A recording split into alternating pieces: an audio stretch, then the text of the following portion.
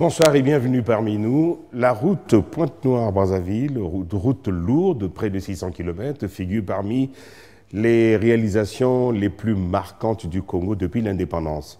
Sa construction aura duré près de 10 ans et les travaux ont été exécutés par la société chinoise China State Construction.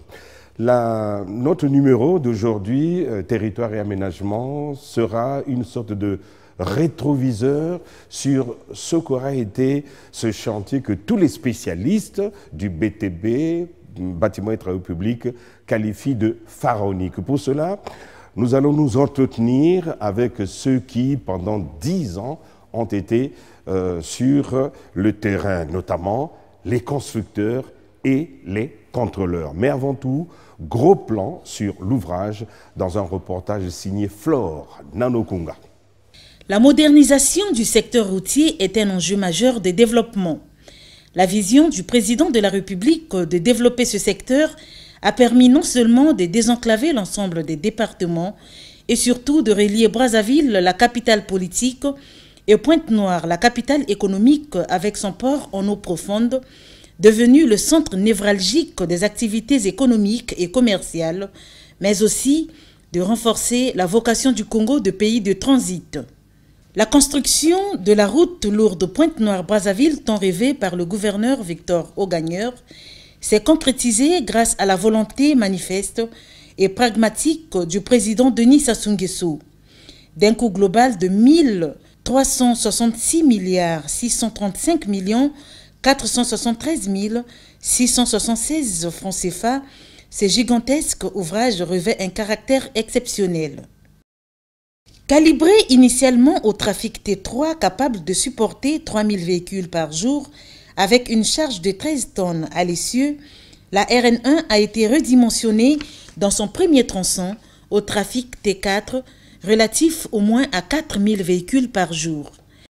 Cette route lourde a mobilisé sur les deux tronçons cumulés 8964 travailleurs congolais, chinois et français.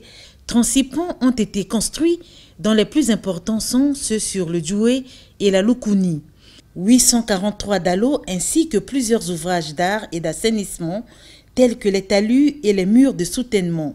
8 postes de péage, 6 postes de paysage et d'autres ouvrages connexes ont été également réalisés. La route nationale numéro 1 est une route intégratrice, fédératrice et d'intérêt régional. Elle s'est réalisée en 2 tronçons et 3 temps forts ont marqué sa construction.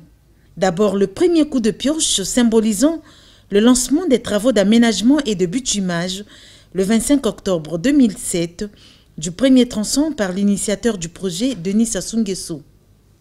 Le projet a ensuite connu sa vitesse de croisière le 22 décembre 2011 avec la mise en service du premier tronçon Pointe-Noire-Dolizy, long de 160 km, et le lancement sur le même coup des travaux du deuxième tronçon Dolizy-Brazzaville d'une longueur de 375 km. L'inauguration de cet ultime tronçon intervient le 1er mars 2016 à Yé dans le département du Poul et marque enfin le terme d'un des grands challenges du deuxième septennat du président de la République. 10 ans de travail acharné sans répit, 10 ans pendant lesquels d'importants moyens matériels ont été mobilisés, 10 ans au cours desquels le chef de l'État, son épouse, le maître d'ouvrage délégué, le maître d'œuvre, les experts et techniciens de la Délégation générale aux grands travaux, le constructeur, China State Construction Engineering Corporation et l'ingénieur conseil Aegis BCOM ont multiplié les visites sur le terrain, tenu dur comme fer à l'aboutissement du projet, bravé les vents et marées, les montagnes du Mayombe et franchi la complexité du relief du tracé. Comme disent d'aucuns, la politique n'a de sens que si elle se fixe comme objectif de donner un espoir à l'avenir. Longue de 535 km, la route lourde Pointe-Noire-Brazzaville est l'épine dorsale de l'économie nationale et de la chaîne des transports du pays. Elle favorise les échanges interdépartementaux et la circulation des biens et des personnes entre le Congo et ses pays voisins. Merci beaucoup.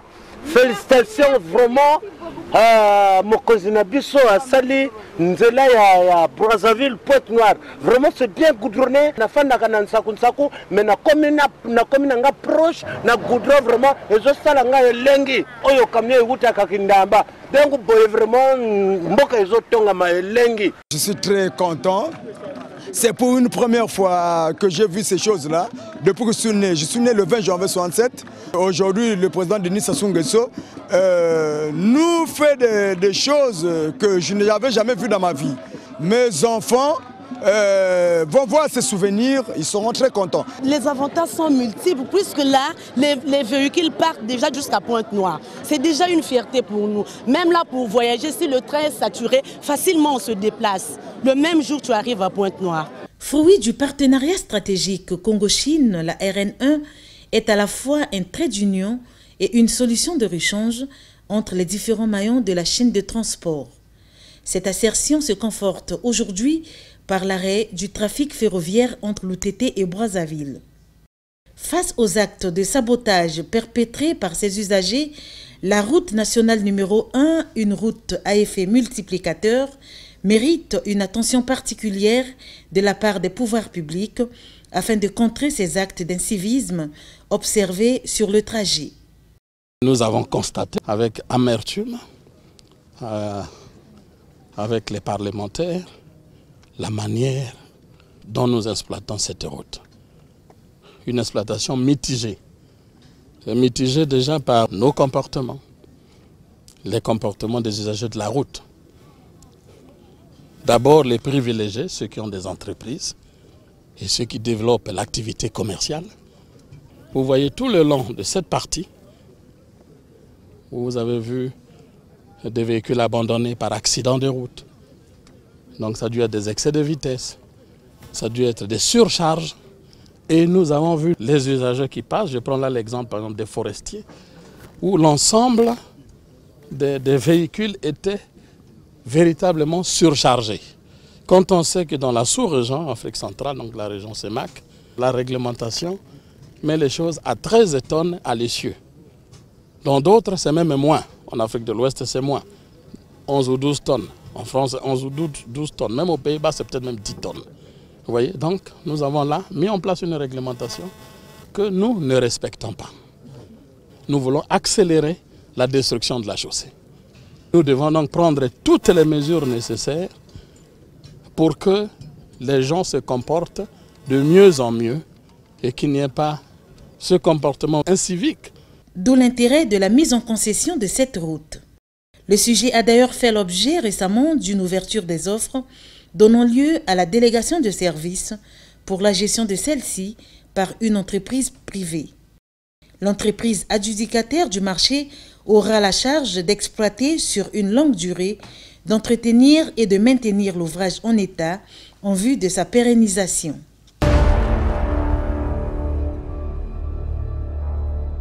Pointe-Noire-Brazzaville, faut-il le rappeler, s'est faite en deux phases. D'abord, Pointe-Noire-Dolisie, 190 km, inaugurée en décembre 2011, puis Dolisie-Brazzaville, 375 km, inaugurée en mars 2016. Les travaux, je vous l'ai dit, ont été exécutés par la société chinoise China State Construction, dont le directeur général, M. Sun Chingwei, est avec nous sur ce plateau. Alors, monsieur le directeur général, bonjour. Vous êtes le directeur général de la société China State Construction. Avant d'entrer dans le vif du sujet, dites-nous un peu, parlez-nous de votre société, quelle est sa taille, qu'est-ce qu'elle a déjà fait au Congo et ailleurs dans le monde? CSEC, China State Construction Engineering Corporation, est déjà entré dans le marché d'entreprises internationales dans les années 70 du dernier siècle. En Chine, nous sommes le premier dans le secteur de construction. Nous sommes classés en 2016 au 27e rang parmi les 500 plus puissantes entreprises du monde, d'après le magazine Fortune des États-Unis. Alors, un chantier comme celui-là mérite un contrôle des plus minutieux. Alors, les travaux de contrôle de ce chantier ont été exécutés par la société française Aegis et le directeur général, M. Patrick Pasquet, est avec nous. Monsieur le DG. Bonjour, M. Kakou. Bonjour. Alors, je vous pose à vous aussi la même question. Parlez-nous un peu de la société Aegis, quelle est sa taille et quels sont les autres chantiers que vous avez déjà contrôlés au Congo et ailleurs? Eh bien, Aegis est donc un groupe français de conseil et d'ingénierie dans les domaines des transports, de la ville, du bâtiment, de l'industrie, de l'environnement et de l'énergie. Son offre s'élargit également au montage de projets, à l'exploitation pour les secteurs routiers et aéroportuaires. En fait, Aegis est une filiale à 75% de la Caisse des dépôts et un leader parmi les mondiaux dans ce secteur d'activité, et intervient chaque année dans environ 70 à 80 pays à travers le monde. Pour donc réaliser des prestations à la fois d'études, de maîtrise d'œuvre et d'expertise dans tous ces domaines. Alors en fait, on est présent au Congo depuis 1949 parce que les équipes d'Aegis étaient auparavant appelées BCOM. Donc historiquement, c'est peut-être plus connu pour les gens en Afrique. Depuis 1949 au Congo, absolument. Et ces dernières années, donc toutes les équipes d'Aegis ont mené un certain nombre d'études et de contrôles sur des projets majeurs, donc de modernisation des infrastructures routières, portuaires et aéroportuaires au Congo. Vous avez par exemple les pistes de Maya Maya qui ont été contrôlées par Aegis. Vous avez également les corniches de Brazzaville, le viaduc, et enfin le pont rail-route qui enjambera le fleuve Congo, on l'espère, prochainement. Voilà, monsieur, parce qu'il y a une petite question. Dites-nous un peu ce que c'est qu'une mission de contrôle sur un chantier. Alors justement, dans le cadre de ce projet de la RN1, donc Aegis a été mandaté par le maître d'ouvrage donc pour assurer une mission de contrôle, de surveillance, de contrôle et surveillance des études et des travaux, donc en appui au maître d'œuvre délégué. Donc sa tâche consiste en fait à trouver la meilleure solution technico-économique et la faire réaliser suivant les règles de l'art à la satisfaction du maître d'ouvrage. Alors, question au directeur général de China State. Quelles ont été vos premières actions sur le terrain dès que le marché vous a été attribué? Il s'agit d'un contrat EPC, donc nous avons commencé tout de suite les études pour les travaux. Et nous avons immédiatement mobilisé les matériaux et personnels du chantier. Je pose la même question à M. Pasquet. Quelles ont été vos premières actions sur le terrain après l'attribution du marché? Les premières actions étaient d'abord de dimensionner l'équipe de la mission de contrôle, qu'il fallait qu'il s'adapte à l'importance et à la capacité de production de l'entreprise. Donc je pense qu'il faut peut-être commencer par là, c'est-à-dire expliquer un peu la mobilisation, aussi bien de l'entreprise que de nous, parce que c'est un chantier absolument exceptionnel, comme on l'a vu, qui a été découpé en 12 chantiers indépendants les uns des autres. Oui, puisqu'il y a eu 3 tronçons divisés en 3 sections, plus des sections spécifiques sur les ouvrages d'art, donc ça a représenté environ 12 chantiers indépendants. Donc il a fallu mettre en place une logistique et une mobilisation exceptionnelle. Donc nous on s'est calqué un petit peu sur ce qu'a fait l'entreprise, ce qui a amené donc Aegis à mobiliser au plus fort donc, de sa mobilisation environ 70 personnes réparties tout au long des 535 km. Donc c'était une équipe pluridisciplinaire puisqu'on avait 28 ingénieurs expatriés, mais on avait également 5 ingénieurs et 53 techniciens congolais qui couvraient un petit peu toutes les spécialités. Donc ingénieur de génie civil, ouvrage d'art, géotechnicien, topographe, hydraulicien, etc. Donc c'est juste pour essayer de remettre un peu en perspective l'ampleur du chantier. Hein. Donc, voilà, donc au final, si vous voulez, ces équipes, aussi bien de l'entreprise et que nous, on a fini par traiter plus de 200 000 plans et 1 250 000 essais géotechniques. Ça, c'est pour remettre un petit peu le cadre. Monsieur Sanchingwe, on dit que vous avez vaincu le Mayombe. Alors, ça fait penser à un combat avec un ennemi redoutable. Quelle était la particularité de ce chantier? Dans le Mayombe, l'environnement de travaux est très dur et pénible. À l'époque, sur l'ancienne piste de l'Arana, la piste n'est pas accessible. Et l'acheminement de tous les matériaux sont très pénibles et difficiles. Et nous devons aussi dépasser les difficultés des moustiques, des insectes et aussi des maladies tropicales. Chaque année, le nombre de personnels à attraper le paludisme peut atteindre 800 à 900 personnes. Donc ça, c'est l'environnement de vie et de travaux qui pose des grands problèmes. Et après, c'est la situation géologique très complexe, la variété de situations géologiques. Vous pouvez voir seulement dans la forêt de Mayombe, sur 40 km de route, il s'agit d'une plateforme de large de 11 mètres seulement, avec 2 fois une voie. De ce point de vue, vous pouvez savoir que, en raison des contraintes topographiques, géologiques et économiques, on a connu trop de difficultés dans le forêt de Mayombe. Et le talus de déblai le plus haut se présente aussi sur la forêt de Mayombe. La hauteur dépasse 60 mètres.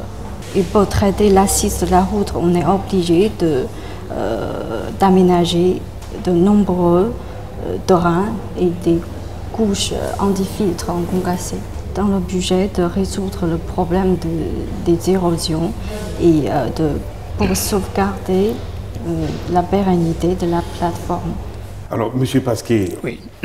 on a vaincu le Mayombe, ça signifie que ce chantier n'était pas un morceau facile. Qu'est-ce que vous avez à dire là-dessus? Non, mais effectivement, l'entreprise vient déjà d'en parler. C'était la partie la plus difficile de toute la route, puisque c'est un massif montagneux qui est très tourmenté, avec des sols très hétérogènes, donc on a eu des problèmes d'instabilité de talus, bien évidemment. Quand on vient faire des talus de déblai de 60 mètres et qu'ils sont instables, il faut arriver à les stabiliser. Donc on a utilisé pour ça toute une panoplie de techniques qui permettent de protéger à la fois les surfaces, mais d'ancrer très profondément des clous. Donc ça s'appelle des parois clouées, donc avec des clous actifs ou passifs, du béton projeté, des murs de soutènement. Donc on a utilisé toute une panoplie de techniques pour essayer de stabiliser au maximum les talus. Il faut savoir que c'est un compromis, puisque bien évidemment il est impossible de protéger la totalité des talus, sinon ce serait un prix exorbitant. Donc on applique des calculs et avec des coefficients de sécurité et on essaye de trouver le juste compromis pour limiter les risques au maximum. Donc c'est ce qui a été fait sur le Mayombe, et on peut se féliciter que ça tient pour l'instant depuis quand même un certain nombre d'années. Dans un massif qui, il faut le savoir, est un massif qui est toujours en vie, qui bouge. On a décompressé, donc forcément les régimes de circulation des eaux vont changer au fil des ans. Donc tout ça va amener des changements dans le temps, mais j'espère qu'on a fait ce qu'il fallait pour que ça tienne. Monsieur Chingui, quelles étaient vos principales difficultés sur le terrain? La pluie, l'acheminement du terrain, du matériel plutôt, la sécurité. Quelles ont été vos difficultés? Vu l'ampleur de ce projet en tant qu'entreprise, la mobilisation du personnel matériel et matériaux pose un grand problème pour notre organisation. Et surtout, à part le volume de quantité de travaux, il y a aussi le problème de déficit en bons matériaux sur le chantier. On va parler de ça après aussi, on va donner un peu plus de détails. Bien sûr, il y a aussi le problème sur l'environnement social. Surtout aux environs de la zone de Mindouli. Depuis 2010 jusqu'à 2016, on a connu 45 braquages sur site. Ça implique 80 Chinois et 60 Congolais. Et il y a aussi beaucoup de pertes matérielles. Monsieur Pasquet, oui. Je vous pose à vous la même question. Les principales difficultés de ce chantier, je suppose qu'il y a eu des facteurs exogènes qui ont retardé l'évolution du chantier. Oui, alors effectivement, il les a déjà passés en revue pour la plupart. On peut juste rappeler que effectivement cette tension qu'on a sentie tout au long du chantier, notamment dans la zone du Poul, a perturbé considérablement l'avancement du chantier, puisque beaucoup de travailleurs refusaient de travailler dans cette zone-là. Donc ça a été effectivement un paramètre extérieur très important. Mais si vous voulez, si je peux revenir, on a parlé du Mayombe qui était effectivement une zone très complexe, mais il y a une deuxième zone qui est presque aussi complexe sur le chantier, qui est effectivement la zone des plateaux Batéké, après Mindouli.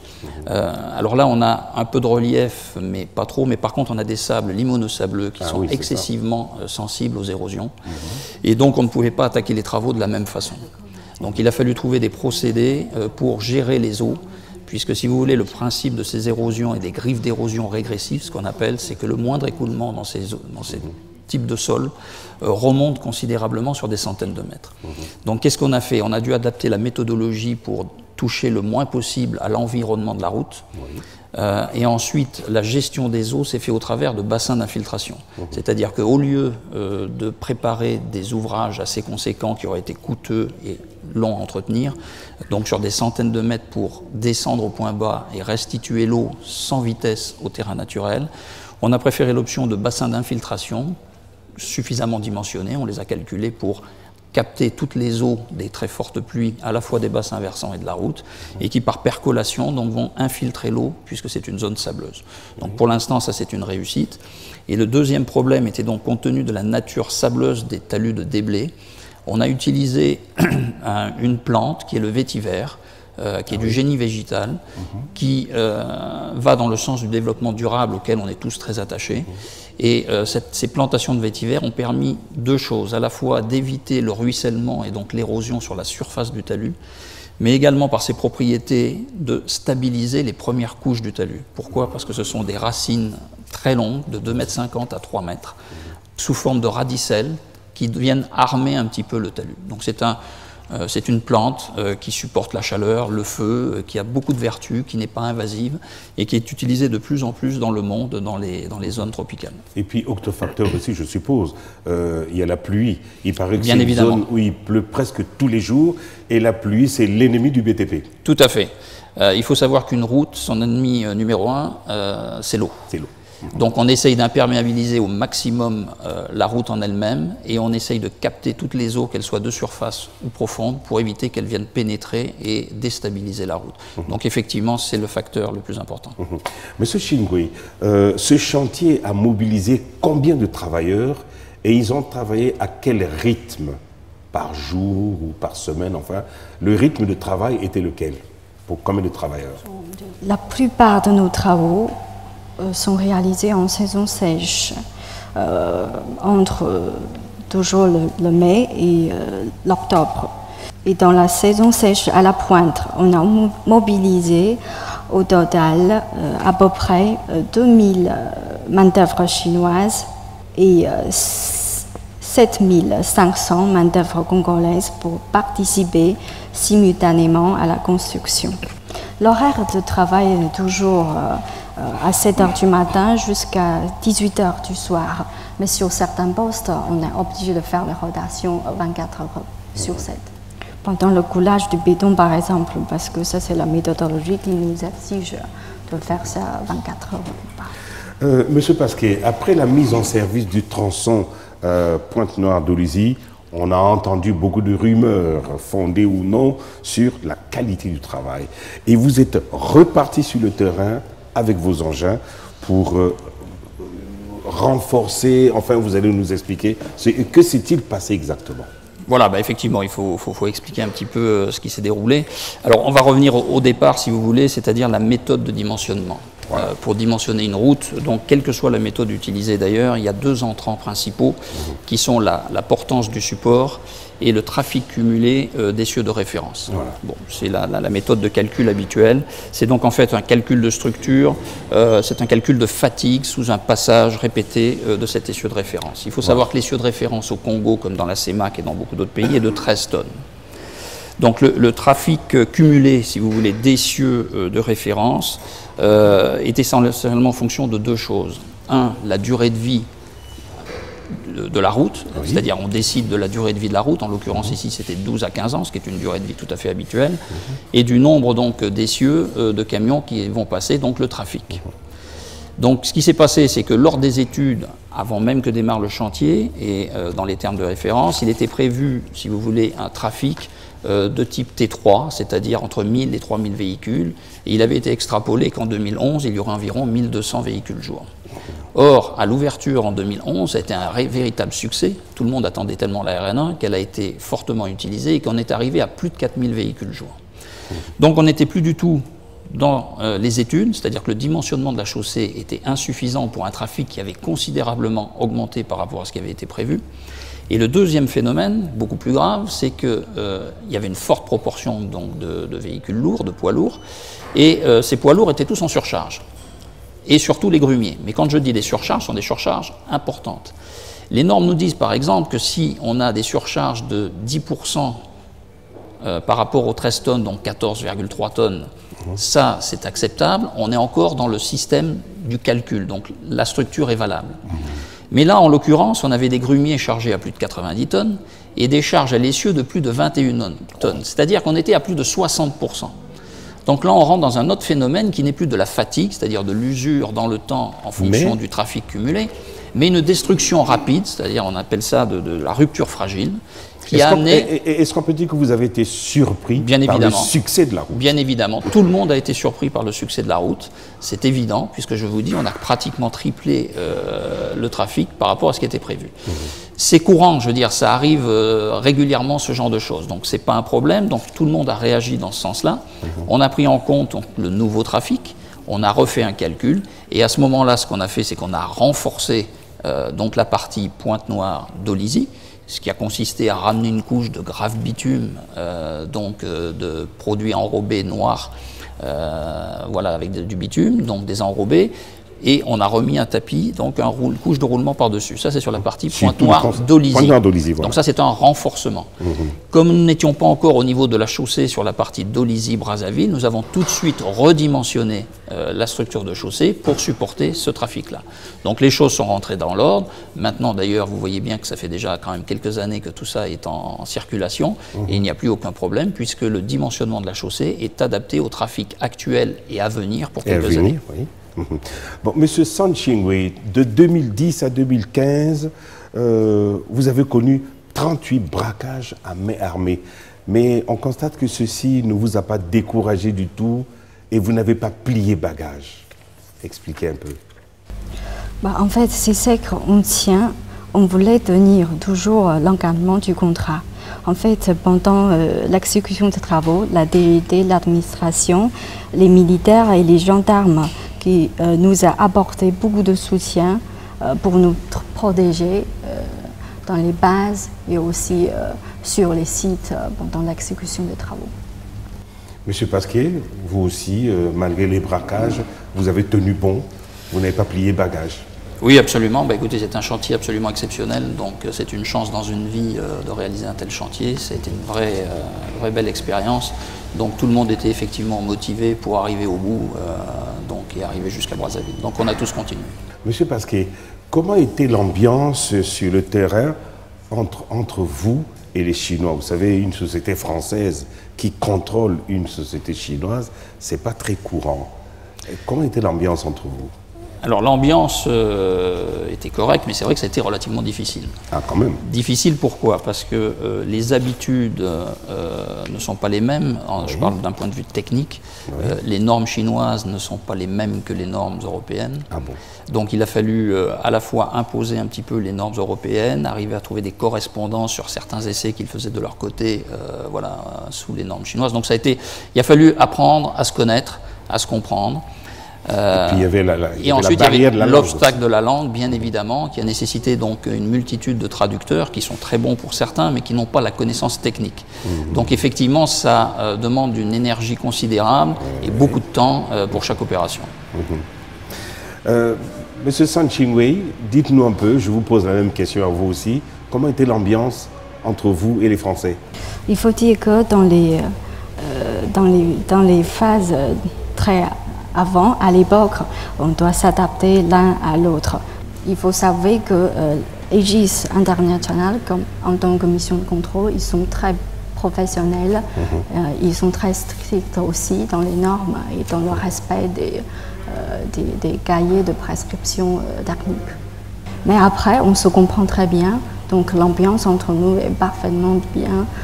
Monsieur Pasquier, en tant que mission de contrôle, est-ce que Pointe-Noire-Brazzaville a été construite selon les règles de l'art?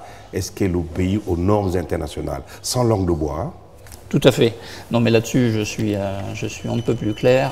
C'est d'où la difficulté dont je vous parlais au départ, c'est qu'effectivement, l'entreprise chinoise arrivait avec des habitudes qui n'étaient pas les nôtres. Donc, on a imposé effectivement les normes européennes qu'on a fait appliquer tout au long du chantier.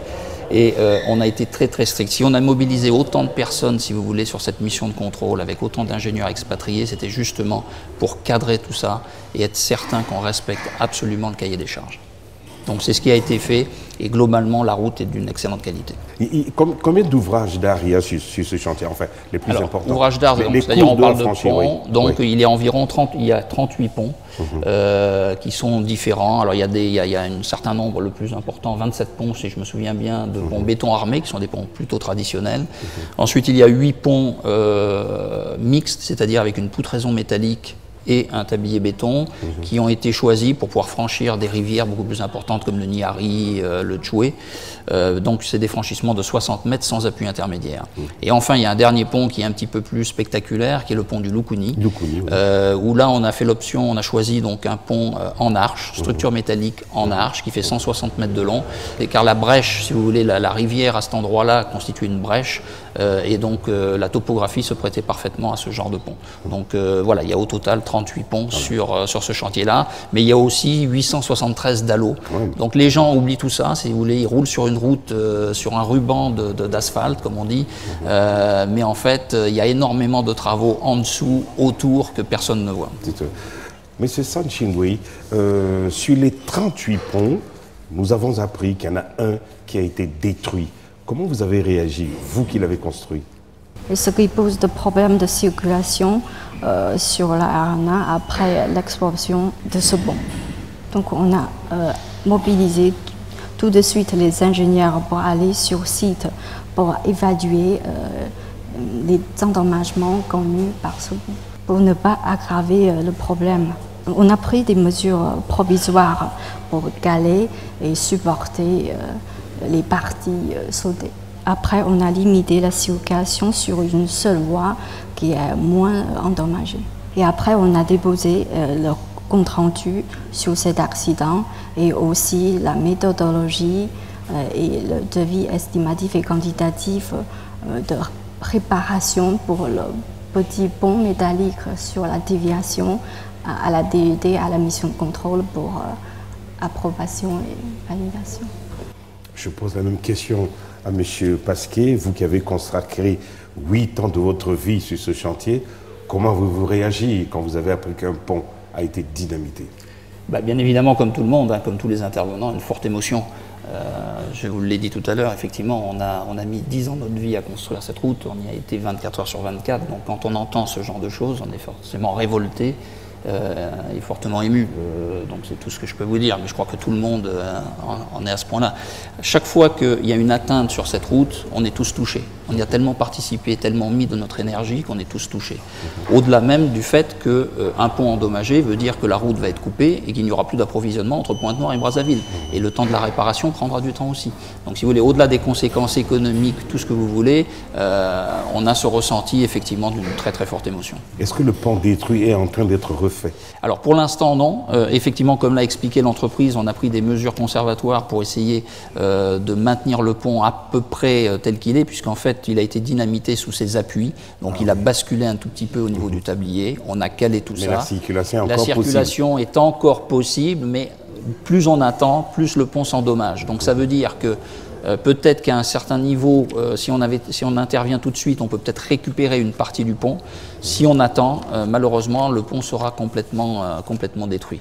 Donc ce serait effectivement quelque chose de dramatique. Alors pour la suite des travaux, il est prévu 2 échangeurs, M. Sanchingwe, 2 échangeurs sur les 2 bouts du chantier, un à Vindoulou, à l'entrée de Pointe-Noire, et un à Kintélé, à l'entrée de Brazzaville. Où est-ce que vous en êtes aujourd'hui sur les 2 échangeurs? Sur l'échangeur de Kintélé, on a déjà réalisé le pont principal, quelques bretelles et aussi une partie du système d'assainissement. Mais à cause de problèmes d'expropriation et aussi le problème de financement, pour l'instant, on a déjà arrêté les travaux. Sur l'échangeur de Pointe-Noire, en fait, nous avons déjà eu les plans d'ouvrage validés par la mission de contrôle, mais également, à cause des problèmes d'expropriation, on n'a pas pu démarrer les travaux jusqu'au jour. Quelque chose à ajouter, M. Pasquier, sur les deux échangeurs à venir? Non, écoutez, je pense qu'il a effectivement expliqué quelle était la situation actuelle. Ces deux échangeurs sont effectivement indispensables pour le bon fonctionnement de la RN1, puisqu'ils vont, comme il l'a dit aussi, permettre, si vous voulez, de détourner tout ce trafic lourd sur les ports, aéroports, etc. Et tout ça, ça va dans le sens de la stratégie. Vous savez que tout ce qui est l'aménagement du transport doit être une vision à moyen ou à long terme. Donc effectivement, Pointe-Noire comme Brazzaville auront besoin de ces échangeurs et les contournements qui vont avec pour donc désengorger la ville et éviter ce trafic lourd au travers de la ville. Donc, alors, il est prévu des stations-service tout au long de la route, des centres de repos. Est-ce que c'est à l'ordre du jour tout ça? Oui, alors tout ça, si vous voulez, nous on ne les a pas construits. Ce qu'on a fait, c'est qu'on a fait quelques équipements sociaux comme des hôpitaux, enfin des centres de santé intégrés et puis des écoles. Effectivement, dans le cadre, puisque l'État va mettre en concession la RN1, il est prévu effectivement dans ce cadre-là d'avoir des aires de repos, d'avoir des stations de service, etc. Tout l'équipement habituel qu'on retrouve le long d'un axe routier. Et c'est l'entreprise qui va construire les stations-service? Pour l'instant, on ne sait pas. Donc, si vous voulez, on n'en est pas à ce niveau-là encore. La route est finie pour le marché de l'entreprise et donc maintenant, ça va être un autre marché de concession. Un autre marché, voilà. Monsieur Sanchingwe, est-ce que vous êtes content d'avoir construit un ouvrage qui participe au désenclavement de l'arrière-pays? Quel sentiment vous avez aujourd'hui que cet ouvrage est terminé? C'est vraiment notre honneur de construire cette route dans ce pays et nous sommes très fiers aussi de notre ouvrage. On voulait ajouter un point entre Mindouli et Brazzaville. L'option de passer par le nord a été retenue afin d'offrir une deuxième pénétrante sur la capitale et anticiper le raccordement de la RN1 à l'éventuel projet de port à Maluku-Tréchot et au futur port Routrail aussi qui va enjamber le fleuve à cet endroit pour joindre Brazzaville et Kinshasa.